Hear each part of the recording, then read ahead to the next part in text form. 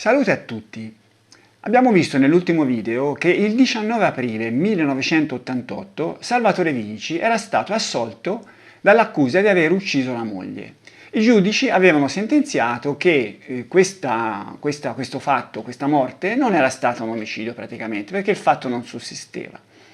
Ora, su questa assoluzione ne sono state dette tante, c'era molto scetticismo qualche anno fa, anche nei libri, nelle discussioni in rete, cioè diciamo che non si teneva in considerazione molto questa soluzione, non ci si chiedeva se veramente Salvatore Vinci fosse stato innocente. I cosiddetti sardisti non la prendevano nemmeno in considerazione, cioè pensavano che Salvatore Vinci fosse colpevole e basta. Ecco, io qualche anno fa ho avuto così voglia di andare a guardare meglio questa soluzione. Avevo della documentazione che mi aveva procurato l'avvocato Vieri Adriani, ma era limitata. La documentazione maggiore era una documentazione giornalistica. I giornali avevano seguito molto attentamente questo processo e le notizie ce n'erano pubblicate, però si sa che la documentazione giornalistica è sempre così da prendere con le molle. Sostanzialmente quello che mancava per poter guardare, per poter giudicare con attenzione questa soluzione era la sentenza. E così a un certo punto decisi di richiedere la sentenza al Tribunale di Cagliari e scrissi una mail. Dopo aver fatto varie telefonate per capire a chi dovevo rivolgermi, scrissi una mail al tribunale, una mail che è questa. Ebbi uno scambio con la persona addetta, mandai la marca da bollo, cioè feci quello che era necessario fare e a un certo punto, verso fine di gennaio 2019, arrivò la sentenza. Ecco qua. Questa è la prima pagina della sentenza. Mi arrivò la sentenza in formato cartaceo e in formato PDF. Una sentenza che a questo punto andremo a guardare con attenzione. Una sentenza che misi in download sul mio blog, scrissi l'articolo, misi la sentenza in download sul mio blog. Ecco, devo dire che le reazioni furono delle reazioni, insomma, quelli che erano particolarmente interessati alla figura di Salvatore Vinci, devo dire che non ci rimasero molto bene, nonostante che resi disponibile tutta questa documentazione che non c'era, perché sostanzialmente da questa sentenza, lo vedremo, ma insomma si capisce, direi in modo ragionevolmente inequivocabile, che Salvatore Vinci in effetti non aveva ucciso la moglie e che quello della moglie non era stato un omicidio ma era stato un suicidio. Questo comunque ci arriveremo, lo vedremo pian piano, esaminando con attenzione tutta la sentenza. Allora, a questo punto andiamo a fare un po' un riassunto dei fatti che riguardavano la morte di questa ragazza. Cominciamo proprio dall'inizio della sentenza, che è questo. Alle ore 1 del 15 gennaio 1960 si presentava negli uffici della stazione Carabinieri di Villa Cidro Steri Salvatore, che asseriva di aver poco prima trovato cadavere nella di lei abitazione la sorella Steri Barbarina, di anni 18, e che in quella circostanza egli si trovava insieme al padre e al cognato Vinci Salvatore. Ecco, la sentenza inizia così. Inizia sostanzialmente dalla scoperta, dalla comunicazione del fratello di Barbarina Steri della avvenuta morte della sorella ai carabinieri di Villa Cidro. Ma cos'era successo? Quando i carabinieri arrivarono, trovarono, ecco sempre della sentenza, il cadavere della Steri giaceva in posizione bocconi, ai piedi del letto. Accanto al letto veniva rinvenuta una bombola di gas liquido, Liquigas, da 10 kg, munita di regolatore di pressione chiuso, a suo dire, dal padre della donna e di un tubo di gomma appoggiato sul guanciale. Ecco, ai carabinieri si presentò questa scena, questa ragazza che giaceva a terra bocconi, era in camera, la testa era rivolta verso l'uscita, verso la porta d'uscita, era il cadavere a circa una quarantina, i piedi erano una quarantina di centimetri dal letto, e appunto c'era questa bombola di gas accanto, era chiusa la bombola, ma il padre della ragazza raccontò ai carabinieri che l'aveva chiusa lui. Quando era entrato nella stanza era aperta. Vediamo un po' com'era questa casa di Salvatore Vinci. Era fatta di due stanze, cioè si entrava in un cortile innanzitutto. Ecco, qui possiamo vedere oggi come si presenta la casa in via Iglesias 91 a Villa Cidro. Ecco, qui si vede che c'è il 93, il cancello accanto sulla destra, che non è più un cancello, è una specie di, non so cosa sono, delle lamiere, è tutto diroccato qua, ma quello era il 91, era un cancello dal quale si accedeva a un cortile. Su questo cortile dava l'abitazione di Francesco Usula, un testimone che poi vedremo dopo.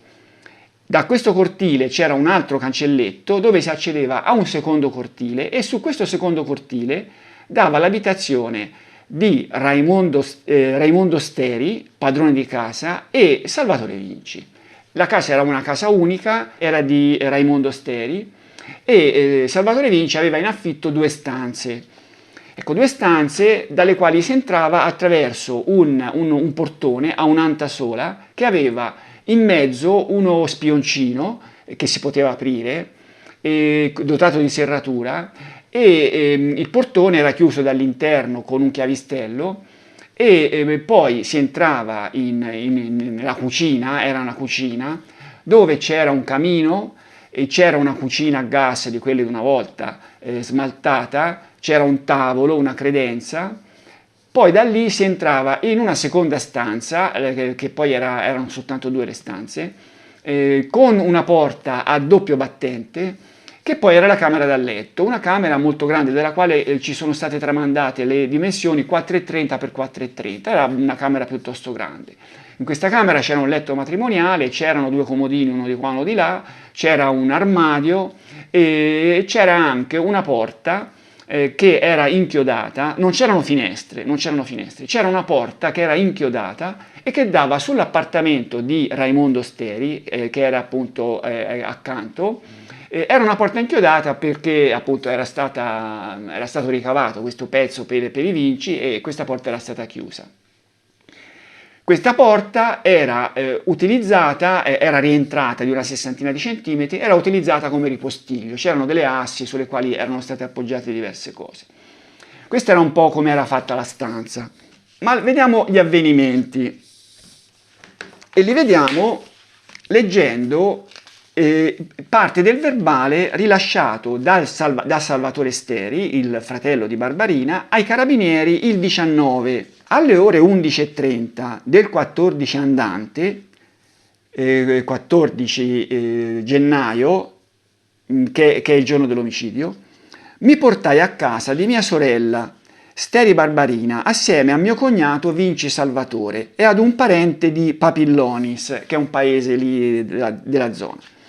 Giunti a casa, mio cognato ordinò alla moglie di preparare il pranzo. Però costei rispose che doveva recarsi a casa dei genitori e così fece. Barbarina Steri andò a casa dei genitori portandosi dietro il figlioletto Antonio di 11 mesi e andò lì a mangiare perché in casa non avevano niente da mangiare sostanzialmente. Vediamo, continua Salvatore Steri. Alle ore 14 circa raggiungemmo la mia abitazione, dove trovammo mia sorella e consumammo un po' di cibo. Anche loro andarono a mangiare lì, perché evidentemente in casa di Salvatore Vinci non c'era niente. Mio cognato uscì di casa, mentre io mi misi a letto fino alle ore 17 circa, allorquando si ripresentò il Vinci. Ci trattenemmo così circa un'ora, andando assieme a casa di mio cognato, dove ci raggiunse subito mia sorella. Cioè la Barbarina Steri era ancora lì a casa dei genitori, quando questi andarono a casa di Salvatore, tutti e due, lei poi li seguì e così si ritrovarono tutti e tre. Mia sorella si portò subito in casa di Steri Raimondo, il vicino, per scaldare il latte al bambino e allo stesso tempo tutti e tre consumammo una merenda. Questo Raimondo Steri testimoniò che effettivamente alle 18 la ragazza era andata a casa sua a scaldare il latte. Consumammo una merenda basata su pane, cardi e ravanelli. Verso le ore 20 io e mio cognato uscimmo di casa quando mia sorella pronunciò la seguente frase: «Delinquente, che giudizio di uomo da sposato a ritornartene fuori dopo aver trascorso l'intera serata a diporto». Cioè, la ragazza si lamentò con Salvatore, il marito, che questo l'aveva lasciata sola tutto il giorno e poi usciva ancora un'altra volta. E così dicendo noi ci allontanammo. Rimanemmo a diporto in paese fino alle ore 22:30 circa, andando a finire nel bar di Cadoni Amerigo, dove ci trattenemmo fino alle ore 23:45 circa, consumando un bicchierino e giocando a dama. Nelle vicinanze di detto bar salutai mio cognato ed ognuno se ne andò a casa. E questo è il racconto di Salvatore Steri. Ma Barbarina, dopo che i due se ne andarono, cosa fece? E questo lo scopriamo dalla testimonianza del vicino di Raimondo Steri. Leggiamo parte di questa testimonianza. Ricordo che alle ore 18 circa del giorno 14 andante, la Steri Barbarina si presentò nella mia abitazione chiedendomi di lasciarle scaldare un po' di latte per il suo bambino. E questo l'abbiamo già visto prima. Ritornò per lo stesso motivo alle ore 21 circa dello stesso giorno, allorquando trovavasi nella mia abitazione certo Usula Francesco, che è l'altro che aveva la casa lì nel primo cortile. La stessa, mentre riscaldava il latte, mi chiese un po' di fave, ma io le offrivo, oltre le fave, anche un piatto di minestrone, pasta e fagioli. Sta povera ragazza, cioè non aveva niente da mangiare, chiese al Raimondo Steri se aveva delle fave da brustolire, poi in altra parte si legge questo, per mangiare qualcosa. Rimase in mia compagnia circa mezz'ora e poi ho saputo durante la notte che era stata trovata morta. Ecco, la ragazza uscì alle 9:30 da casa di Raimondo Steri. Ma cosa successe poi quando Salvatore tornò a casa?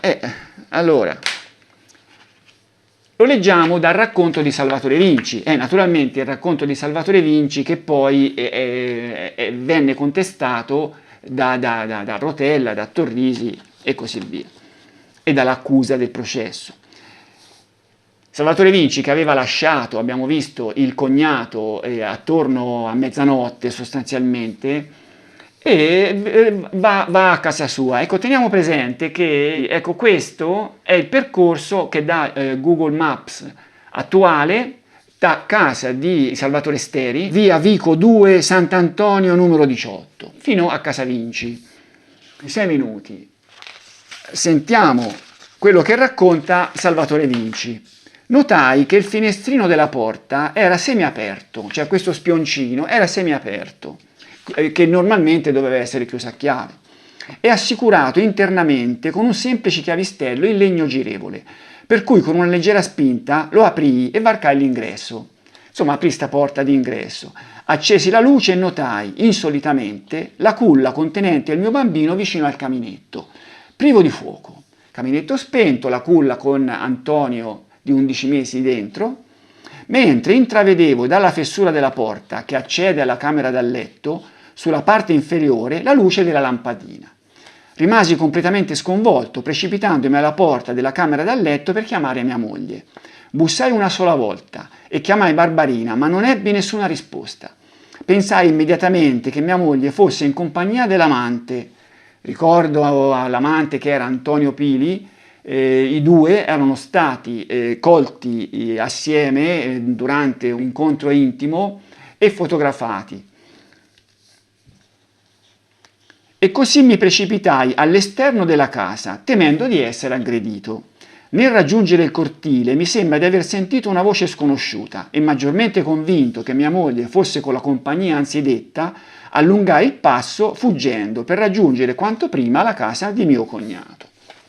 A questo punto Salvatore Vinci arriva, dopo 5 minuti di cammino, arriva di nuovo a casa Steri e a questo punto continuiamo la lettura del verbale del cognato di Salvatore per capire quello che successe. Quando ero già a letto e dopo 15 minuti circa, sono stato chiamato da mio cognato, cioè da Salvatore Vinci, il quale mi riferiva che sua moglie non lo faceva entrare a casa, sollecitando così il mio intervento e quello di mio padre. Giunti sul posto, notai vicino al caminetto la culla contenente il bambino di mia sorella e sentimmo un odore di gas. Mio padre mi invitava, prima di entrare nella camera da letto, che era chiusa, di chiamare certo Usula Francesco, abitante poco lontano. Cioè questi, prima di entrare nella camera, erano il padre, il fratello e il marito, chiamarono questo Usula, il quale sopraggiunse subito sul posto. A questo punto Usula testimoniò di essere stato chiamato a 00:20. A questo punto mio padre spingeva forte la porta, aprendola, quando notammo il cadavere di mia sorella in posizione bocconi ed accanto ai piedi del letto è accostata al letto stesso una bombola di gas, col tubo vicino al guanciale. Detta bombola irrogava ancora gas e mio padre assicurò la chiusura del regolatore. Toccai il polso del cadavere e accertai che era freddo e pensai che il decesso risaliva circa un'ora prima e pertanto corsi in caserma per darne notizia. Questo è il racconto di Salvatore Steri. Già all'epoca si pensò che potesse esserci dietro un fatto, un omicidio sostanzialmente, perché vennero fatte delle indagini che poi vennero giudicate superficiali da Rotella e Torrisi, però vennero comunque fatti degli accertamenti per verificare quello che era successo. I carabinieri che intervennero e che rilasciarono un rapporto giudicarono che le condizioni del cadavere non lasciavano pensare sostanzialmente a un omicidio. Cioè, si legge nel rapporto tenuto dal brigadiere Delio Pisano: a parere dello scrivente, il cadavere non presentava segni di violenza visibili esteriormente, per cui si ritiene che non vi siano malefizi da parte di terze persone, salvo che contrariamente non si pronunci colui che ha proceduto ad effettuare l'autopsia. E in effetti venne richiesta un'autopsia che venne affidata al professor Raffaele Camba. Premetto che era stato chiamato subito un medico, il dottor Angelo Vacca, che era intervenuto all'1:20, che collocò la morte a 2 ore e mezza prima, alle 10:50 circa. La perizia del professor Camba giunse a delle conclusioni che ci riporta la sentenza. Proviamo a leggerle. All'attenta disamina dei distretti corporei, il perito rilevava piccole scoriazioni, a tipo di unghiatura, con concavità rivolta verso il labbro superiore, situate sullo zigomo destro, cioè sostanzialmente delle unghiature che andavano in questa direzione, con concavità rivolta verso il basso. Nella regione mastoidea destra una piccola soffusione da pressione, un liquido immagino, foggiata a virgola, null'altro di rilevante osservava il perito. Nella relazione peritale si affermava che la morte era stata determinata da sincope respiratoria, conseguente ad inalazione di gas liquido per azione suicidaria. A tale conclusione il perito giungeva sulla base del dato anatomo-istologico che evidenziava elementi caratteristici della morte asfittica, anossiemica, senza alterazioni tossiche particolari, e di dati storici desunti dagli atti e da un riferito accertamento di polizia giudiziaria circa l'acquisto della bombola di gas effettuato da pochi giorni, con la conseguenza appunto che la bombola stessa dovesse ritenersi al momento del fatto praticamente colma. Su questa bombola di gas vedremo che ci sono dei misteri che cercheremo di chiarire, ma in sostanza quello che affermò il professor Camba, che all'epoca del processo era deceduto da tempo, era che la morte della ragazza era da addebitarsi a una mancanza di ossigeno praticamente, dovuta al gas. In particolare il perito, rammentato che la miscela di gas propano e butano utilizzata per le bombole di gas liquido in commercio non è tossica, cioè non è rimasta avvelenata, ma era rimasta soffocata, ma produce in ambiente chiuso una progressiva sostituzione di ossigeno presente nell'aria con il gas stesso e che ciò comporta dapprima effetti narcotici e poi anossiemia, mancanza di ossigeno, riteneva di poter spiegare i graffi al volto della Steri, la lesività riscontrata in regione mastoidea destra e la presenza di frammenti di epidermide rilevati sotto la cavità ungueale di 2 dita della mano sinistra della donna, erano il medio e l'indice, con l'irrequietezza motoria di costei, cioè l'irrequietezza motoria che in quella situazione di mancanza di ossigeno, disse il perito, si era graffiata, era una reazione dovuta a questa mancanza di ossigeno. Allorché si era manifestato il primo effetto della marcata presenza nell'ambiente del gas e dagli stessi fenomeni motori disordinati, riportava anche il presunto tentativo della donna di raggiungere, chiavi in mano, la porta della stanza, tentativo non riuscito per l'instaurarsi di fenomeni di atassia o comunque per perdita di coscienza o per caduta al suolo. Ecco, a questo punto diamo un'occhiata alla situazione della porta e della chiave. Allora, vicino al cadavere, ma qui ci sono delle incongruenze, Salvatore Vinci diceva che ce l'aveva in mano, il fratello disse che l'aveva sentita cadere, il padre disse che l'aveva vista sotto la mano, insomma c'era la chiave della porta della camera. Questa porta della camera era vicino alla mano della ragazza, insomma se le impugnava o comunque era vicino. Questa porta era una porta a 2 ante, non a chiusura ermetica, una porta di quelle vecchie. Un battente aveva i cardini, aveva gli elementi che assicuravano sia sopra che sotto la porta al soffitto e al pavimento, ma non erano inseriti. La porta però era chiusa a chiave, la serratura era chiusa a 2 mandate, e il padre della ragazza, quando l'aveva spinta, praticamente si era aperta perché un battente non era assicurato, si era aperta così. Ecco, poteva essere che la chiave fosse stata inserita dentro e fosse caduta, e questo spiegherebbe il rumore sentito dal fratello, oppure potrebbe essere che la chiave l'aveva tolta, era sul comodino, questa nell'ipotesi naturalmente del suicidio, cioè quello che ritenevano all'epoca i carabinieri. L'avesse la ragazza sul comodino, l'avesse presa e avesse tentato di raggiungere la porta per aprirla, e poi le era caduta. Questa era la situazione. La breve inchiesta, in base ai risultati dell'autopsia, ma anche in base al contenuto di un biglietto, adesso ne parliamo, stabilì che archiviò il caso, ritenendolo un suicidio. Il biglietto fu trovato dal padre su uno dei 2 comodini che contornavano il letto. Il padre vide questo biglietto che era vicino a un quaderno con una penna, per cui forse tolto da questo quaderno, e se lo mise in tasca e lo dette al pretore, cioè non lo fece recuperare dai carabinieri. Ecco, il biglietto, eccolo qua, è emerso recentemente da un video di Francesco Cappelletti. La grafia è quella della ragazza, fu stabilito che era quella della ragazza. Andiamola a leggere. Avevo un grande amore. C'è da dire che nelle trascrizioni precedenti, anche in quella della sentenza, questo amore, che si legge male, è stato interpretato come cuore, ma è amore, Anche dal confronto con un'altra lettera, io ci ho già fatto caso, quella parola è amore.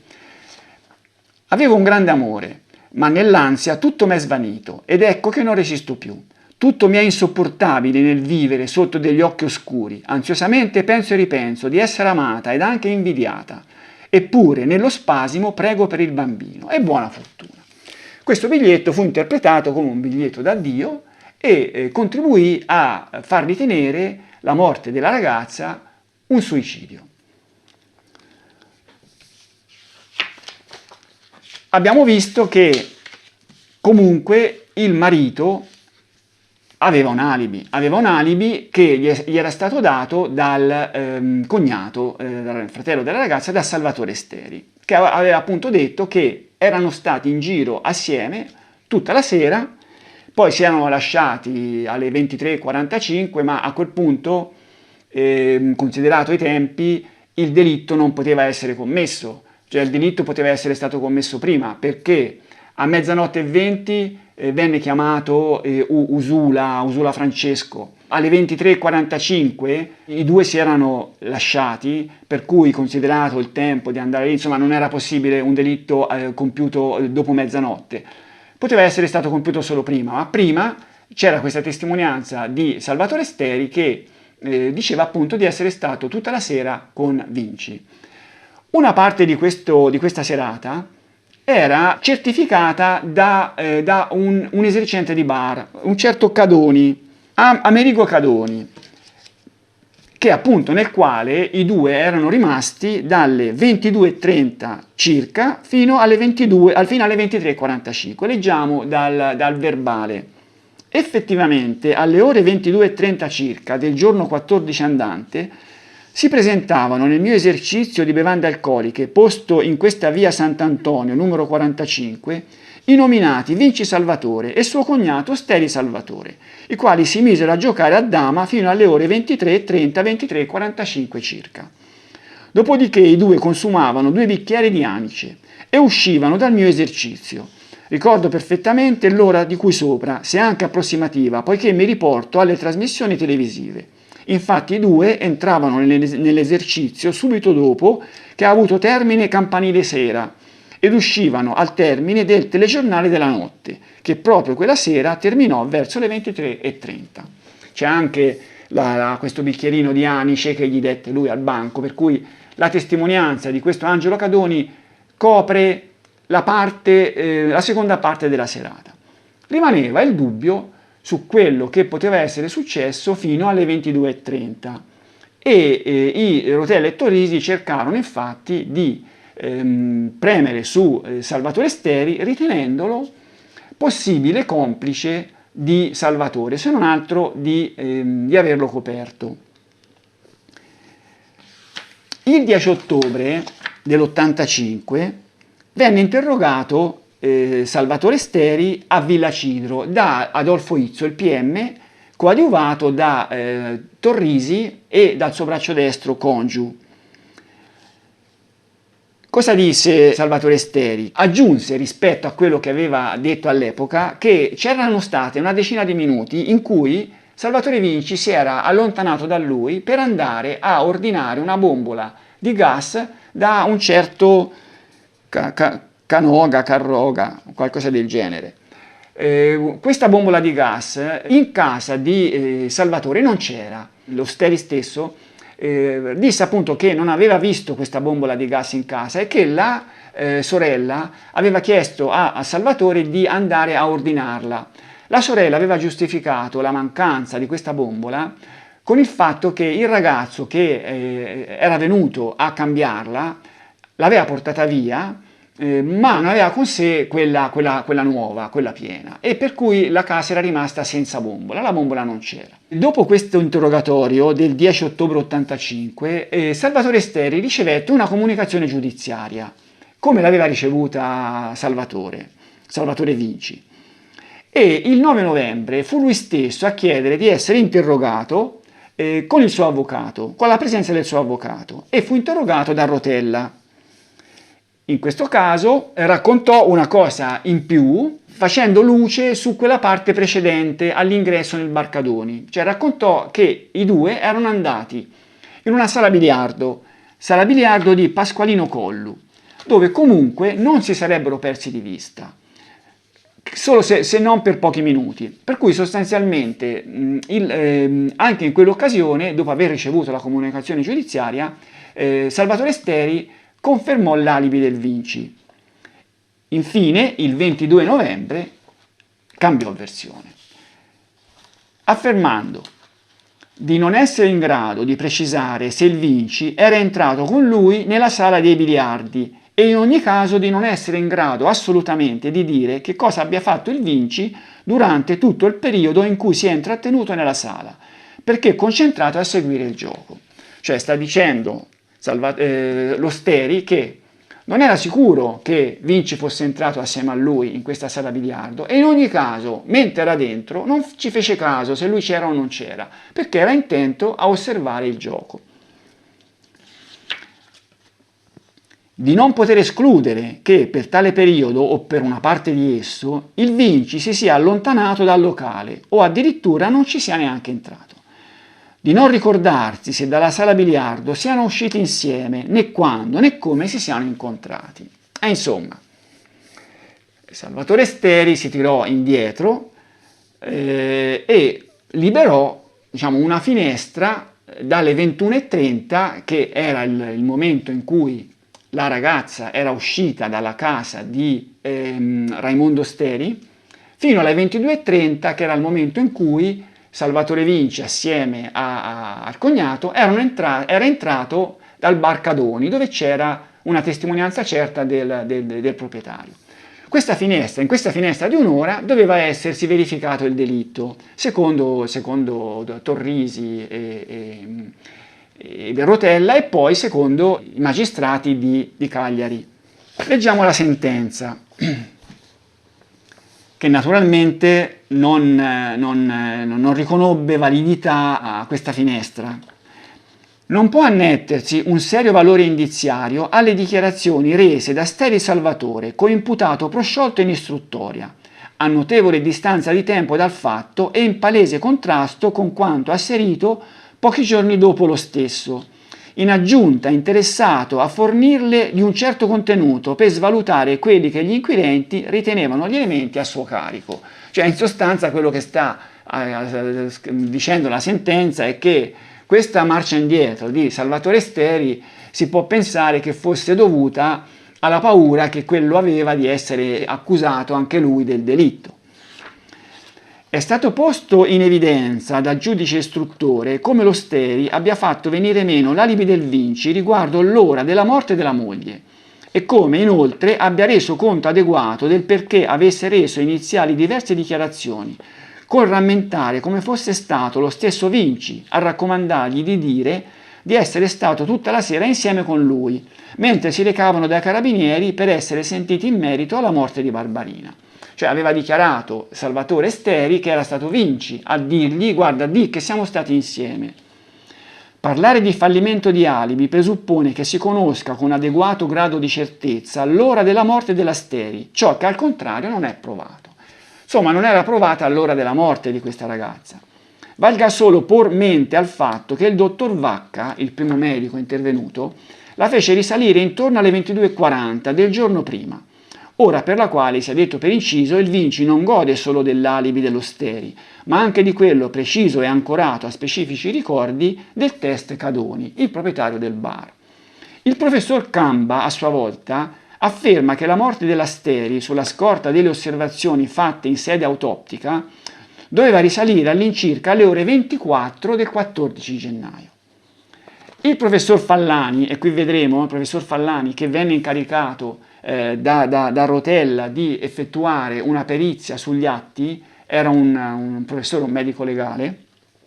Il professor Fallani, infine, premesse delle considerazioni critiche sulle valutazioni fatte dal dottor Vacca e dal professor Camba per non aver costoro tenuto presente alcuni dati quali la temperatura ambientale e dello stesso cadavere, riporta l'ora della morte tra le 24 del 14 gennaio e il momento del rinvenimento del cadavere. Addirittura il consulente di Rotella collocava la morte della ragazza dalle 24 in poi e a quel punto evidentemente era fuori dalla possibilità di un omicidio da parte di Salvatore Vinci.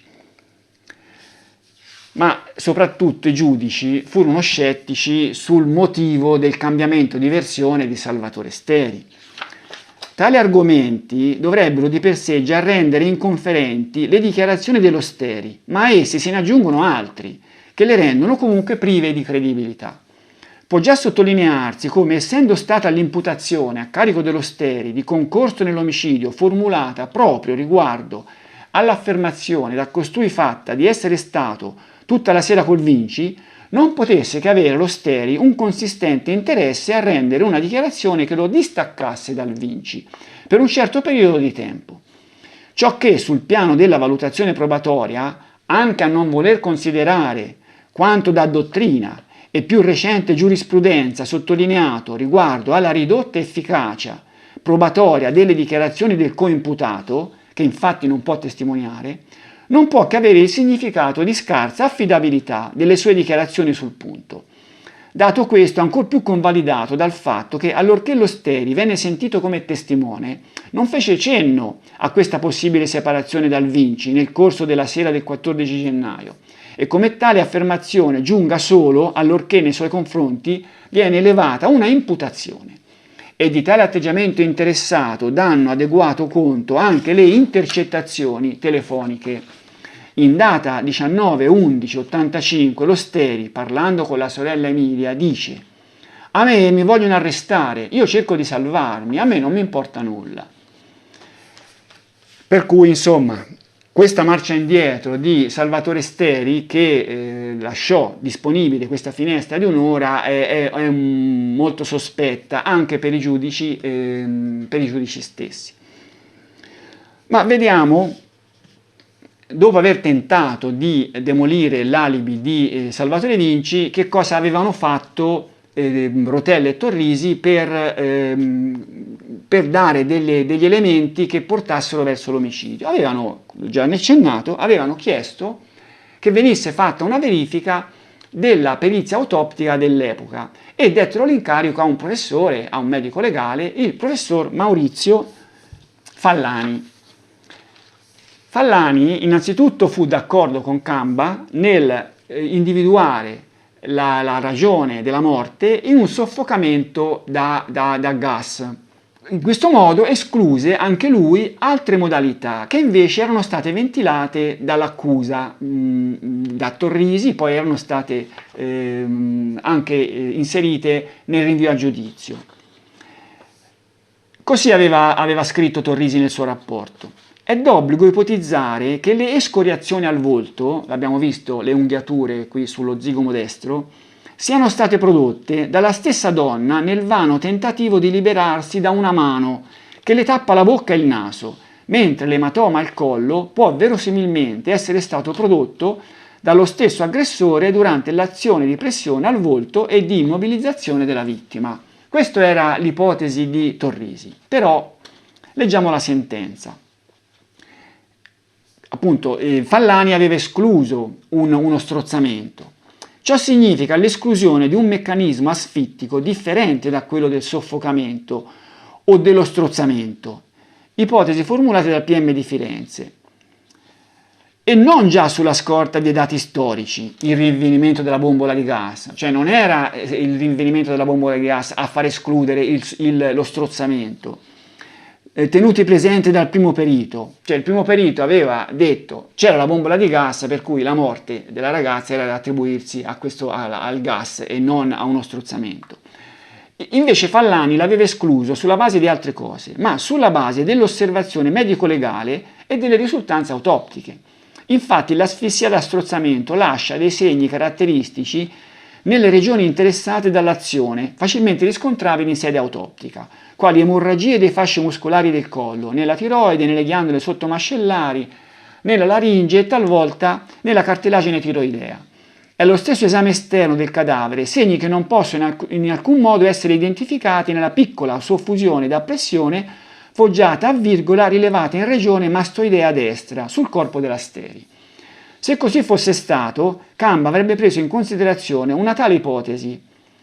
Uno dei quesiti postigli era quello di accertare se la morte fosse dovuta a omicidio. E anche il professor Fallani, che ha svolto un esame critico della prima perizia, non avrebbe mancato di sottolineare una tale eventualità, che invece non è stata adombrata. Ne pare ragionevole, alla stregua sempre di dati medico-legali, ipotizzare un'asfissia da soffocamento, cioè tipo cuscino, tipo un cuscino posato sulla faccia della persona, giacché tale azione omicida, secondo i più diffusi insegnamenti medico-legali nei confronti di vittima adulta e valida, non dà quasi possibilità pratica di attuazione, a meno che la vittima stessa non sia prima stata stordita o legata. In altri termini, salvo il caso in cui non vi sia stata possibilità di difesa, e allorché tale possibilità vi sia stata, non mancano mai vistosi segni di colluttazione sulla vittima e sull'autore dell'azione criminale, come si vedrà del tutto assenti in misura significativa nel fatto in esame.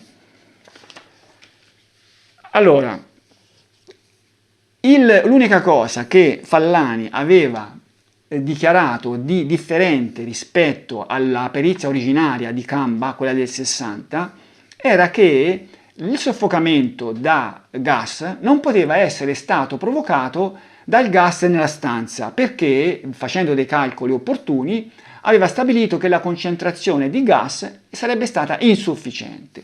Leggiamo la sentenza su questo aspetto. Ciò su cui pare incentrata la perizia in questione è l'esclusione della possibilità che la morte sia conseguita a saturazione col gas liquido dell'ambiente ove si trovava la steri, sulla scorta di calcoli che la Corte ritiene validi. Per il resto, da un canto, il perito afferma di convenire con il professor Camba sulla causa della morte identificata in una sindrome anossica a rapida evoluzione. Dall'altro sostiene che è possibile che la morte sia stata dovuta alla inalazione del GPL direttamente dal tubo erogatore e che in tal caso un simile meccanismo avrebbe potuto essere realizzato sia dalla donna stessa sia da terzi, restando tale ultima ipotesi più plausibile per la presenza di segni di unghiatura.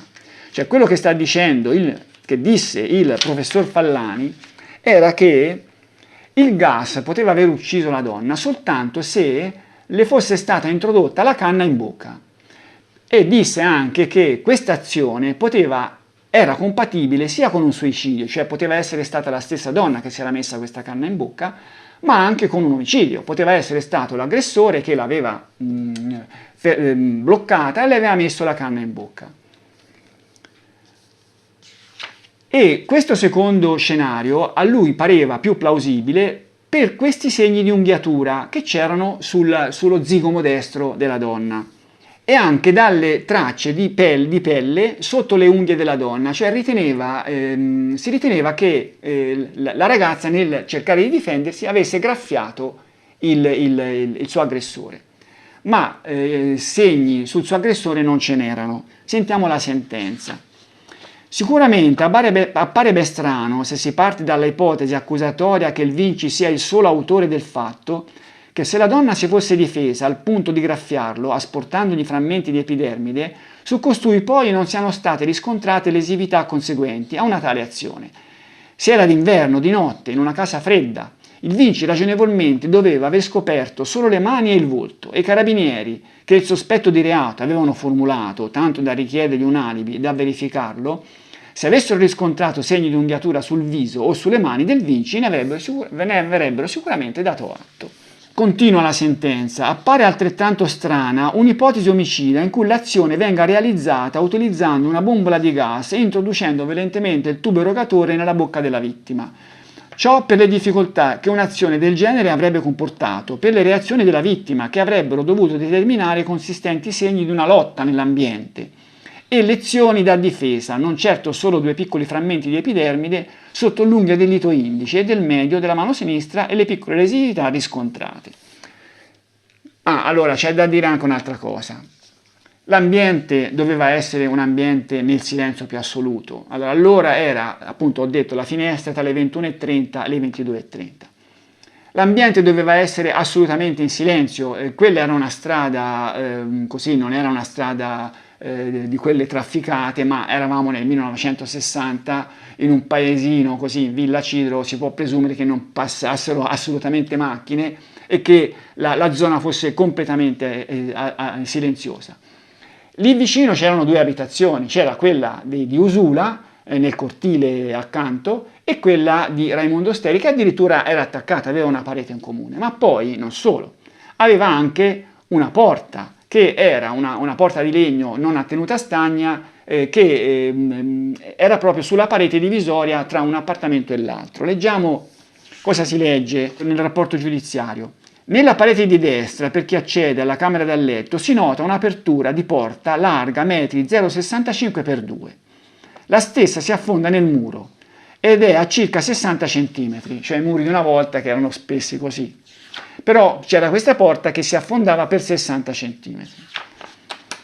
Si trova una porta di legno, in legno fissata al telaio con chiodo e a un chiavistello in ferro dalla parte di Altrovano, di proprietà di Steri Raimondo. Detto spazio è adibito ad armadio, che attraverso 2 sostegni in legno conservano valigie, scarpe, cassetti e oggetti vari. Per non essere posto in vista, tale materiale vi è stata applicata una tenda in nylon. La porta predetta presenta ampie fessure, da cui si potrebbero facilmente disperdere eventuali gas. Cioè è vero che all'epoca lo Steri dichiarò: io dormo dall'altro lato dello stabile, separandomi da 4 vani, per cui non potevo sentire eventuali grida emesse dalla Steri durante la notte. Sì, però nella finestra che si era resa disponibile per il mancato alibi, chiamiamolo così, di Salvatore Vinci, dalle 21:30 alle 22:30 Raimondo Steri non era andato a letto. Alle 21:30 la ragazza aveva appena lasciato la sua casa e in casa sua, fino a poco prima, era presente anche Usula. Magari sì, potrebbero essere andati a letto a quel punto lì, ma insomma si saranno un po' preparati. Cosa aveva fatto Salvatore Vinci per mettere in opera questa sceneggiatura di questo presunto suicidio? Cioè, insomma, io penso che se ci fosse stata una colluttazione, nel silenzio assoluto di quella zona, i due vicini avrebbero sentito qualcosa. Un altro punto sul quale Rotella e Torrisi avevano battuto molto e che era stato raccolto dai magistrati di Cagliari era lo strano comportamento di Salvatore Vinci all'atto della scoperta che al di là di quella porta della camera c'era una luce e presumibilmente c'era anche la moglie. Un comportamento giudicato strano, cioè lui abbiamo visto cosa aveva fatto Vinci, aveva bussato una volta, aveva chiamato, poi invece di tentare di aprire era corso a chiamare il suocero e il cognato. Scrisse Torrisi nel suo rapporto: ora, secondo tale versione, pare possibile un comportamento del genere, che vede un tipo particolarmente aggressivo come il Vinci addirittura darsela a gambe per paura che l'amante, oltre che a trombare la propria moglie quasi sotto i suoi occhi, possa pure aggredirlo, proprio come secondo il noto proverbio cornuto e bastonato, senza almeno verificare personalmente guardando attraverso la fessura della porta, dato che la luce è accesa. Insomma, cioè Torrisi vede veramente una grossa stranezza in questo comportamento di Vinci, ma addirittura Torrisi sospettava anche del fratello e del padre della ragazza. Il comportamento tenuto nella circostanza da Vinci Salvatore, Steri Salvatore e Steri Francesco, rispettivamente marito, fratello e padre della vittima, secondo le dichiarazioni a suo tempo da loro rese, è atipico, impacciato, intempestivo, denota nel modo di muoversi incostanza, insicurezza, incertezza, già ancor prima che venga scoperta la morte della congiunta. Essi infatti, più che adoperarsi con slancio istintivo a soccorrere la barbarina, si preoccupano solamente di farsi assistere nelle varie operazioni dal vicino di casa Usula Francesco, perché sia buon testimone della loro viva sorpresa, allontanando così i sospetti nei loro confronti. Effettivamente, questo aver chiamato Usula prima di aprire la porta è un'azione un po' strana. Dice, perché chiamare questo? Qui non so cosa potevano aver avuto come motivo di chiamarlo, ma potevano aver avuto il motivo di farsi assistere in un'eventuale colluttazione, in un'eventuale litigata, non so, una cosa del genere. Comunque, la sentenza non si dilunga a contestare questo punto di vista, a andare a capire perché il Salvatore Vinci si era comportato in un modo, perché gli altri si erano comportati in quel modo. Fa una considerazione generica, dice questo: se ne deve concludere che la massima di esperienza sulla scorta della quale si vorrebbe risalire al fatto ignoto dal comportamento dell'imputato è talmente poco codificata, cioè non si può dire che il comportamento di Vinci porta a evidenziare un fatto che non si conosce. È talmente poco codificata, almeno sul piano della valutazione probatoria, da costituire più un'intuizione che un veicolo di interpretazione rigoroso del dato noto e di dimostrazione di quello ignoto. Cioè, in sostanza, non si può, secondo i giudici, stabilire uno scenario, indovinare uno scenario dal comportamento di Vinci, perché quel comportamento è un comportamento che non si può stabilire, diciamo, in modo codificato. Cioè non si può dire qualsiasi persona si sarebbe comportata in un determinato modo e ognuno si comporta in un modo che è difficile andare a capire le motivazioni. Vediamo di ragionare un po' su questo comportamento di Salvatore Vinci, cercando di capire da che cosa potesse essere stato determinato. Innanzitutto pensiamo al fatto che lui, cosa che fece sospettare Torrisi e Rotella, lui non avesse sentito odore di gas. Lui quando testimoniò nel 60 disse che non aveva sentito odore di gas quando era entrato nella cucina, per cui non sospettò che dietro quella porta ci potesse essere la tragedia con il gas che abbiamo visto.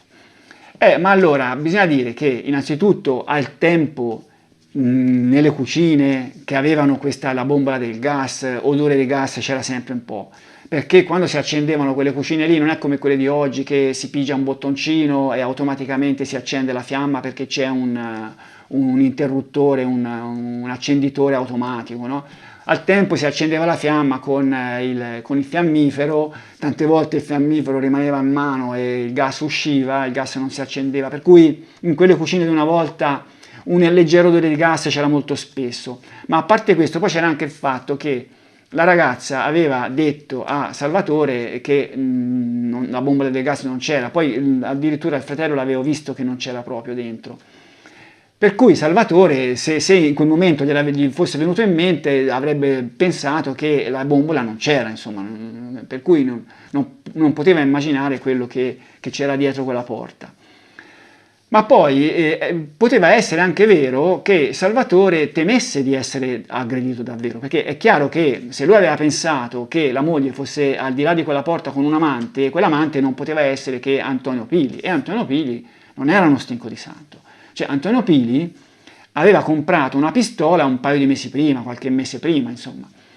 E qualche mese dopo sarebbe stato, l'abbiamo visto nel precedente video, sarebbe stato arrestato per rapina, per cui non era uno stinco di santo. Che Vinci potesse aver paura, potesse aver avuto paura di essere aggredito da un personaggio del genere non è così strano. Ma io dico la verità, non ci penso, credo che non fosse questa la ragione per la quale Vinci andò a chiamare il suocero. Io penso che la ragione per la quale Vinci andò a chiamare il suocero, e andò a chiamare il suocero, non il cognato, ma il suocero, fu un'altra. Fu quella di portare il suocero dalla propria parte. Leggiamo la testimonianza del suocero.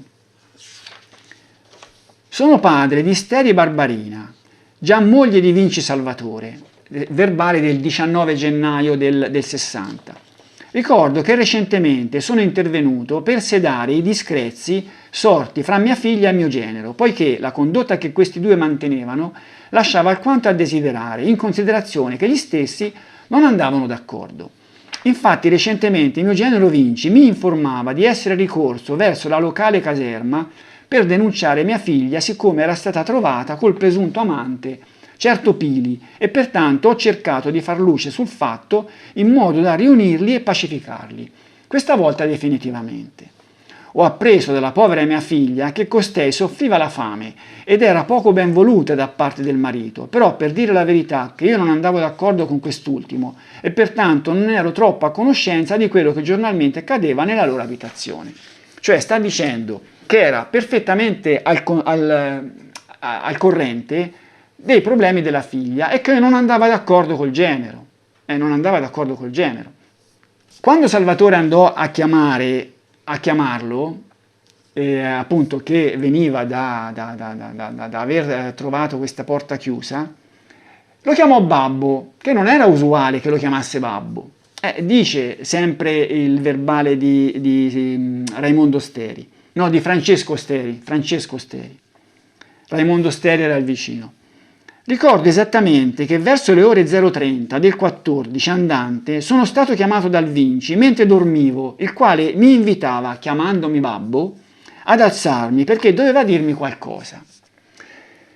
Ecco, allora l'aveva chiamato Babbo e i due non andavano d'accordo, ma non era usuale che lo chiamasse Babbo, se no in questo verbale, addirittura tra virgolette, tra trattini, e non l'avrebbe specificato Francesco Steri. Non avrebbe specificato se era una cosa usuale. Continua, improvvisamente mi alzai e corsi ad aprire e nel frattempo si alzò anche mio figlio, Salvatore, e tutti e tre, dopo averci raccontato che aveva trovato il bambino, suo figlio, adagiato nella culla messa in cucina, esternava dei sospetti dicendo che la moglie si trovava in camera da letto, forse con altra persona. Io penso che Salvatore Vinci non avesse voluto far altro che dimostrare al suocero che la moglie lo stava tradendo, cioè era questo il suo scopo.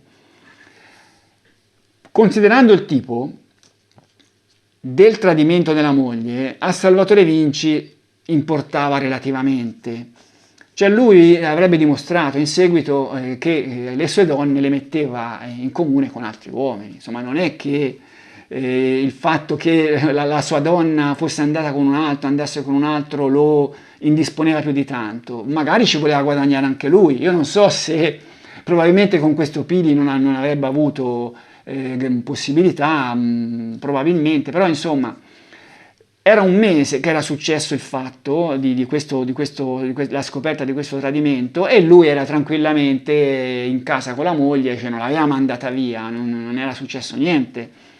Era una situazione che io penso che sarebbe potuta continuare.